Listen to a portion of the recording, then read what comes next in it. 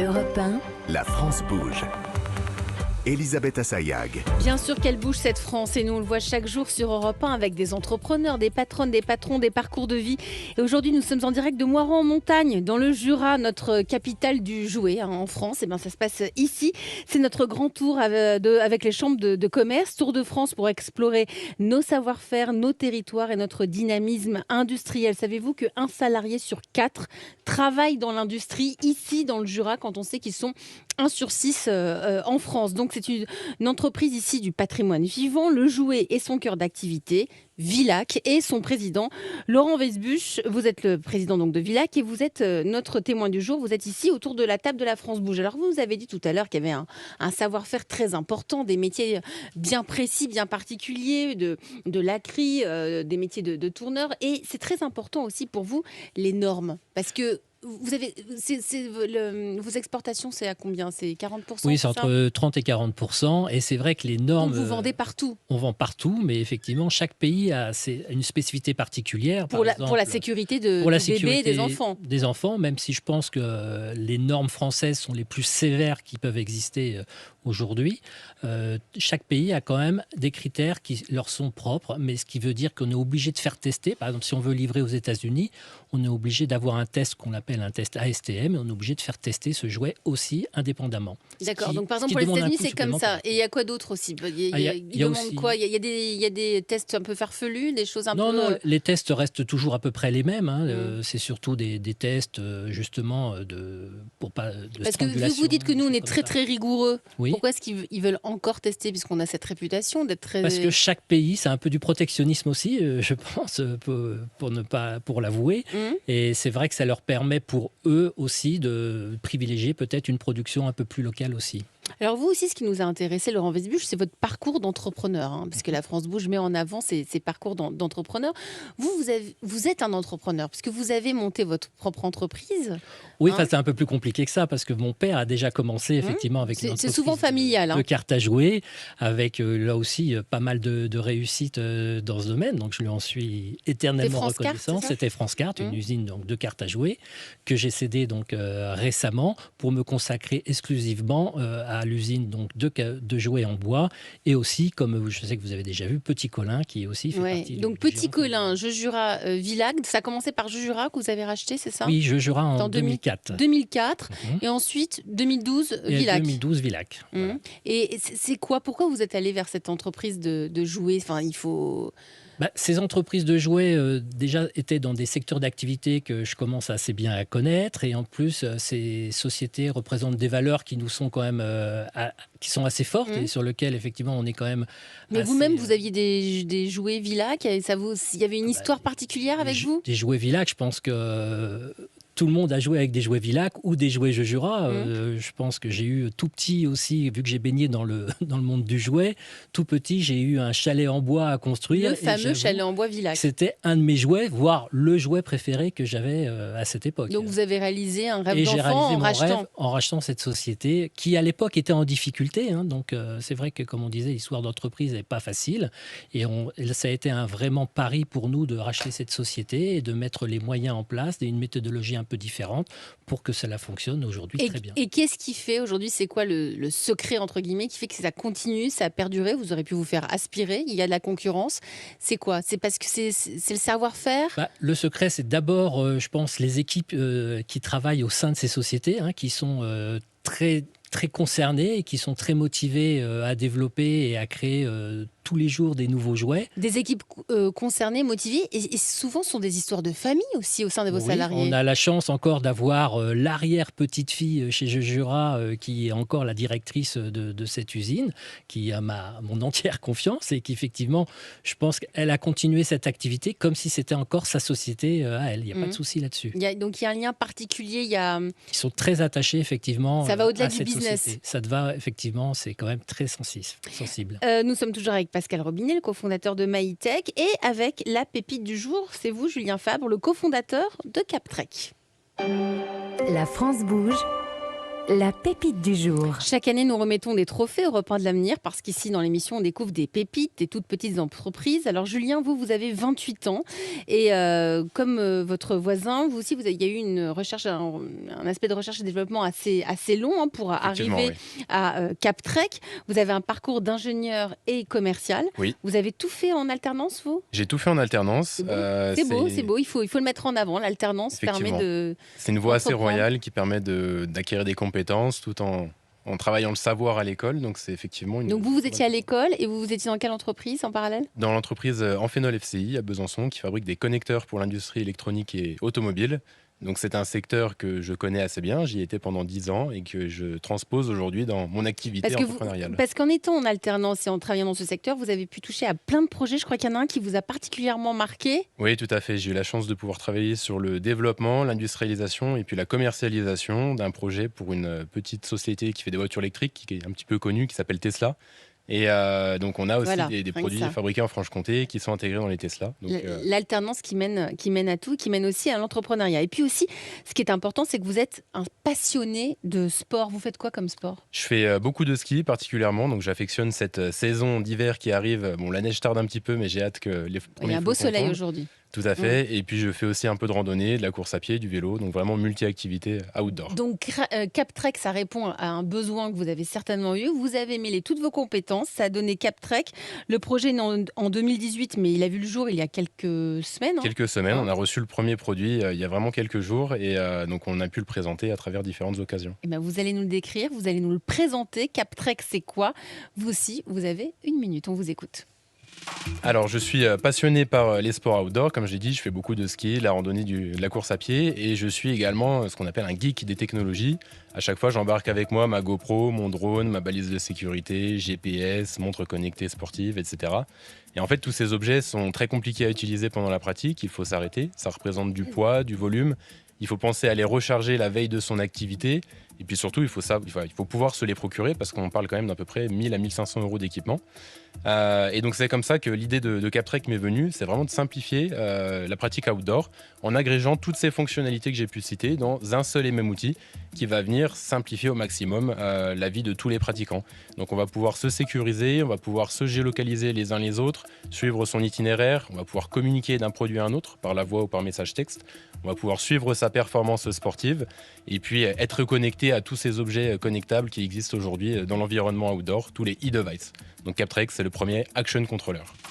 Bravo, 1 minute pile. Je vous donne ses secrets. Il a mis son téléphone avec le chrono. Non, c'est pas vrai. Mais bravo en tout cas, bravo Julien Fabre pour Captrec. Je me tourne vers Nathalie Carré qui est ici là autour de la table de la France Bouge. Ça va Nathalie ? Ça va très bien, on est bien là. On est bien. Au milieu des jouets. Franchement, on est bien. Il fait beau, il fait 3 degrés je crois. Oui, il fait froid. À Moirans en montagne, mais on est ravis d'être ici en direct depuis cette usine Villac. Alors Nathalie, comme chaque jour, vous étudiez les projets d'entreprise. Vous avez des tas d'idées à donner. Déjà, vous en avez pensé quoi ? Les points positifs de Captrec ? Déjà, la première chose intéressante, c'est que c'est vraiment pour tous les sports en extérieur. On a donc plus de 30 millions de Français quand même qui pratiquent, qui vont pratiquer en toute sécurité. Le sac à dos moins chargé. Donc, un chouette cadeau pour Noël 2023, je crois, puisque ça va sortir l'année prochaine. Ensuite, bravo, vous avez en ligne un démonstrateur. Donc, on peut vraiment se rendre compte de l'utilisation de la montre sur l'ensemble de ses fonctionnalités. Et vu le prix, puisque c'est à peu près 250 €, c'est quand même pas mal d'essayer avant d'acheter. Et puis, vous avez co-construit avec une communauté de sportifs que vous avez déjà fédérée. Ce sont donc des ambassadeurs essentiels pour votre phase de commercialisation. Vous avez déjà une communauté On a déjà une communauté d'à peu près 5000 personnes sur tous les réseaux sociaux. Partout en France, pas même dans le monde ? En France, on a effectivement des personnes qui nous suivent à l'international. Aux États-Unis, de différents pays. Puis là, on revient d'un salon international à Munich qui s'appelle ISPO et qui nous a permis de rencontrer un grand public et des futurs clients. Donc, vous envisagez vos premières ventes pour la mi-2023, c'est ça, milieu 2023. Oui. Donc, vous préparez, j'imagine, déjà votre réseau de distributeurs. Distributeurs, retailers. Donc, retailers, ce sont les revendeurs. Ouais. Et donc, c'est un gros travail pour sensibiliser sur le produit, pour le faire découvrir. On est sur un produit qui est fabriqué en France, donc des challenges par rapport à des composants. Il n'y a pas de petit drapeau français là sur le... Le drapeau n'est pas sur le produit. Mais alors, il faut le dire. Moi, je peux penser que ça vient de Chine. Effectivement, c'est vraiment fabriqué à 100%. Il faut le revendiquer. Nathalie, vous avez des suggestions là-dessus? Oui, pour effectivement votre réseau de distribution. Alors évidemment, vous pensez aux vieux campeurs, aux magasins de sport, etc. Alors des idées complémentaires, déjà les magasins de type Boulanger ou Darty, parce qu'elles vendent des montres connectées et tout ce qui est connectable. Oui. Les plateformes dédiées aux randonnées et aux courses comme Finisher, elles recommandent votre solution. Après l'avoir testée et validée, vous leur rétrocédez une commission sur les ventes. Les plateformes de rencontres entre sportifs outdoor. Puis il y a une enquête qui date de 2019 qui montre que la moitié des pratiquants de sport outdoor ont leur propre matériel et la moitié le louent lors de l'activité, notamment pendant les vacances. Parce qu'ils veulent en fait tester des matériels d'équipement différents. C'est donc une opportunité pour vous de prêter vos montres à des organisateurs d'activités outdoor qui pourraient donc les louer ou les prêter et générer des envies d'achat avec une petite remise commerciale. Et puis les pratiquants, dans cette étude montre que les pratiquants de sport outdoor recherchent le bien-être, la reconnexion avec la nature et le partage. Et du coup, ce sont probablement aussi des personnes qui sont sur des communautés en ligne autour de ces thèmes, qui téléchargent une appli de relaxation, qui achètent des produits de bien-être. Bref, autant de partenaires potentiels pour vous, parce que finalement, la sécurité que votre montre procure, ainsi que sa simplicité, c'est un peu le début du bien-être. Oui, exactement. Elle a tout compris. C'est bien résumé et effectivement, il y a une part sur la distribution qui va être intéressante à travailler. Vous avez cité la Fnac, Boulanger, Darty, tous ces gens-là qui vendent aujourd'hui des produits connectés et notamment des produits sportifs. Et donc, j'ai une nouvelle à annoncer aujourd'hui, c'est qu'on a la chance d'avoir été sélectionné par Business France pour aller exposer sur le CES de Las Vegas. Donc en janvier 2023 aux États-Unis. Rien que ça, CES, parce que pour ceux qui ne connaissent pas le CES de Las Vegas, c'est la messe des nouvelles technologies. C'est-à-dire qu'une fois qu'on passe par le CES, en général, les levées de fonds arrivent. Oui, effectivement. C'est un très bon signal pour présenter une nouvelle innovation, les nouvelles technologies, enfin en tout cas ce qui va arriver sur le marché demain. Et effectivement, nous sommes en procédure de levée de fonds avec différents partenaires, différents futurs investisseurs. Vous recherchez combien là ? Donc là, on va chercher aujourd'hui 2,55 millions d'euros au total. Il y a beaucoup de zéros. Ça fait beaucoup de zéros, tout à fait. Et donc à répartir en fonction de différents financements, donc du bancaire, du financement privé et puis du financement industriel aussi, avec des gens avec qui on travaille. Bon, Nathalie, vous avez 2-3 pistes là pour le financement, pour la levée de fonds. Oui, et déjà pour la suite, alors l'étude dont je parlais tout à l'heure montre aussi qu'en vacances, les activités outdoor, ce sont des activités familiales. Et donc peut-être que demain, il peut y avoir la montre parentale et puis les petites montres des enfants reliées à celles des parents qui permettent de les repérer si un enfant se perd ou tombe, notamment pour les sports en montagne. Malheureusement, on a encore trop de drames chaque année. Ce type de développement, ça peut intéresser des investisseurs qui voient du coup évidemment les potentiels d'avenir possibles. Et puis une idée de positionnement. Vous parlez de montres connectées ou de guides connectés. Mais votre solution, elle est plus complète que ce qu'on connaît habituellement sur les montres connectées. Et le guide connecté, on pense juste GPS. Du coup, je vous propose CapTrek, le cockpit connecté qui prend soin de vous pour savourer vos activités outdoor avec confort et sécurité. Oui, alors c'est un très bon terme. Nous, aujourd'hui, on a fait ce nouveau positionnement où on le présente sous la forme d'un action controller, un contrôleur d'action. Effectivement, c'est un produit qui permet... C'est pas évident. Action controller, moi, je ne sais pas ce que c'est. Alors, c'est pour reprendre un petit peu le terme des action cam, GoPro, c'est un tout en un, finalement. C'est un tout en un, all-in-one, tout en un. C'est un tout en un qui met le GPS, les balises de sécurité, qui nous géolocalise. C'est ça. On est sur un nouveau segment de produit, donc pouvoir expliquer ce que c'est, le positionner sur un marché, c'est vrai que c'est une étape qui est assez particulière. Et donc, c'est vrai que l'aspect tout en un est le plus parlant pour tout le monde. Pour nos auditeurs, si vous ne le voyez pas, c'est un boîtier avec un grand écran tactile. C'est entre la montre et... Il me fait penser aux jeux vidéo des années 80 un peu. Ça ne me rajeunit pas, mais ça me fait penser à ça. On peut l'accrocher hyper pratique sur le sac. Sur le sac à dos, ceinture. On peut le porter sur son bras, par-dessus une combinaison de ski pour les activités hivernales, l'attacher sur une ceinture. C'est très léger. Et c'est très léger, ça fait 130 grammes. C'est vraiment...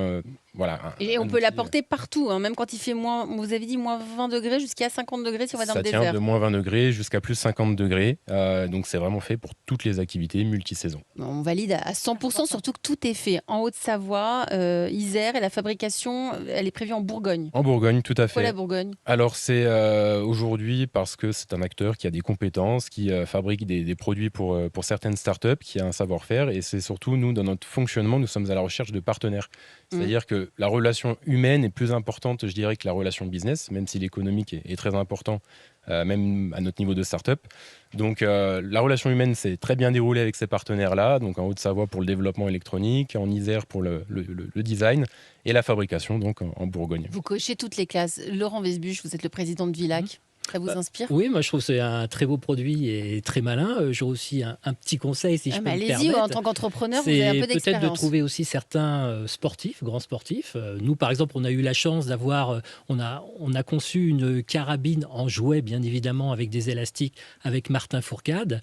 Et j'avoue, ce sont des très belles vitrines. Et si vous trouvez un sportif de telle renommée, je pense... Alors, on a la chance en local, effectivement, d'avoir des sportifs. On a actuellement 6 sportifs assez reconnus qui nous représentent sur 6 disciplines sportives différentes. Ça va du ski au trail, la randonnée, l'aventure outdoor de manière générale.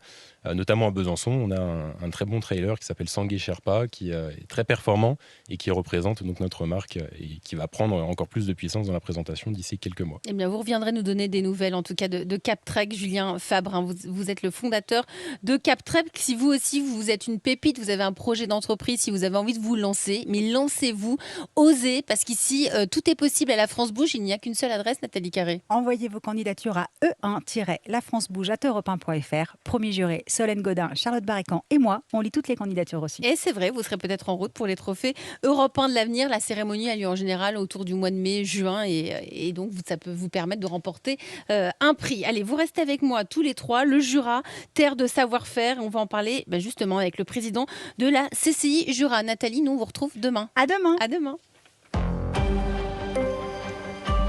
Europe 13h47 sur Europe 1, nous sommes en direct de Moirans en montagne. Ici, la Chambre de commerce accompagne les entreprises, elle les aide à se réindustrialiser, que ce soit les lunettes, le jouet ou encore la tech. On va en parler dans une minute. À tout de suite.